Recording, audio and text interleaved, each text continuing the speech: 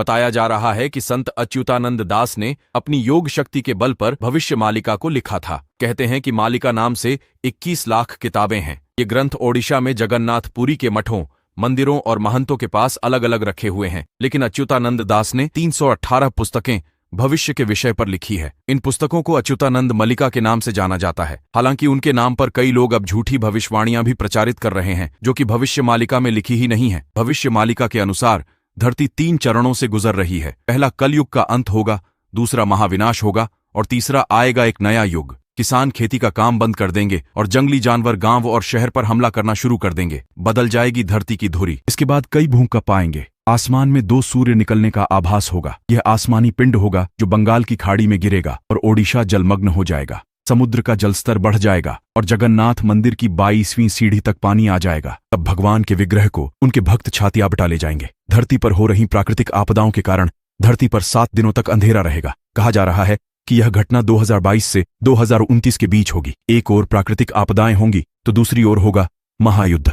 तीसरे विश्व युद्ध की शुरुआत शनि के कुंभ राशि में प्रवेश करने पर हो जाएगी। तीसरा विश्व युद्ध 6 साल 6 माह तक चलेगा। चीन 13 मुस्लिम देशों के साथ मिलकर भारत पर हमला कर देगा। आखिरी के 13 माह भारत युद्ध में शामिल होगा और यह भारत की लड़ाई होगी। भारत की इसमें विजय होगी। भारत सदा के लिए अपने दुश्मनों को न सिर्फ खत्म कर देगा बल्कि विश्व गुरु भी बन जाएगा। भारत का आखिरी राजा एक शक्तिशाली हिंदू राजा होगा जो योगी पुरुष होगा और जिसकी कोई संतान नहीं होगी। उसमें विश्व का नेतृत्व करने की अद्भुत क्षमता होगी और वह धर्म के सहारे शांति स्थापित कर पाएगा। उस वक्त ओडिशा का अंतिम राजा गजपति महाराज होगा। इसी दौरान भगवान कल्कि प्रकट होंगे तो युद्ध में भारत का साथ देंगे। अमेरिका का एक बड़ा हिस्सा जलमग्न हो जाएगा। पाकिस्तान के साथ मिलकर लड़ने वाली शक्ति कमजोर और दयनीय हो जाएगी। रूस एक हिंदू देश बन जाएगा। यूरोप युद्ध लड़ने लायक नहीं रहेगा। वहां की जनसंख्या न के बराबर होगी। यूरोप की लगभग सभी आबादी नष्ट हो जाएगी। अंत में रूस सफलता प्राप्त करेगा। विजयी रूस को आगामी अवतार वश में करेगा। लोग कीट पतंगों की तरह मरेंगे और विश्व की जनसंख्या 64 करोड़ ही रह जाएगी।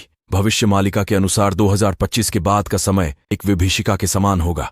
वहीं लोग बचेंगे तो सत्य और धर्म के मार्ग पर चलेंगे। भारत के संदर्भ में कन्नड़ में लिखी भविष्यवाणी के अनुवाद में यह कहा जाता है कि 6 और 7 का जोड़ 13 होता है और इसी में 13 और मिलाने से 26 अंक आता है। इसी 26 अंक के माध्यम से अच्युतानंद दास ने भारत पर होने वाले हमले के बारे में भविष्यवाणी की है। शनि जब मीन राशि में प्रवेश करेंगे तब भारत पर संकट के बादल छाएंगे। साल 2024 में शनि कुंभ से निकलकर मीन राशि में जाने वाले हैं। शनि के मीन में जाने से वह वहां 2.5 वर्ष तक रहेगा। भविष्यवाणी के अनुसार एक संत के हाथों में होगी देश की बागडोर जो अविवाहित होगा। जगन्नाथपुरी को जोड़ने वाले एक राष्ट्रीय मार्ग का निर्माण होगा। ओडिशा का अंतिम राजा एक बालक वृद्ध होगा यानी बाल बुद्धि होगा। भगवान जगन्नाथ के धामपुरी मंदिर के ऊपर से पत्थर नीचे गिरेंगे और मंदिर का ध्वज कई बार गिरेगा। इस दौरान प्राकृतिक आपदा के चलते भारतवर्ष में नीलंचल जगन्नाथपुरी समुद्र के गर्भ में विलीन हो जाएगा।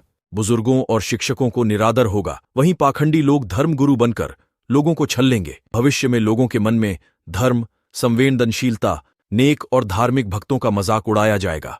धीरे धीरे आस्तिकों की संख्या घटेगी और यह दुनिया आस्तिकों और नास्तिकों के बीच विभाजित हो जाएगी। इंसान व्यभिचारी हो जाएंगे।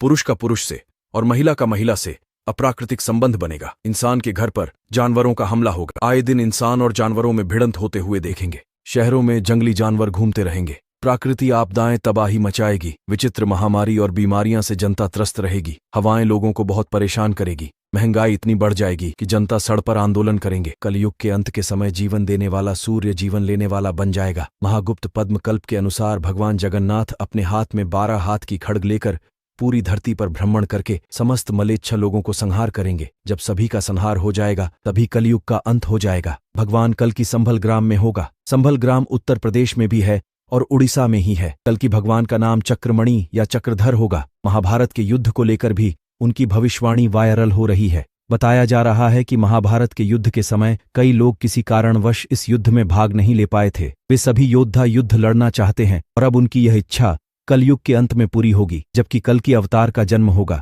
भगवान बलराम भी युद्ध में भाग नहीं ले पाए थे। बलराम जी को ही जगन्नाथपुरी में बलभद्र के नाम से जाना जाता है। कलयुग के अंत में बलराम जी प्रकट होंगे और कलयुग के अंत में महाभारत का अधूरा युद्ध फिर से लड़ा जाएगा। इसके बाद 1000 साल तक शांति का युग बना रहेगा।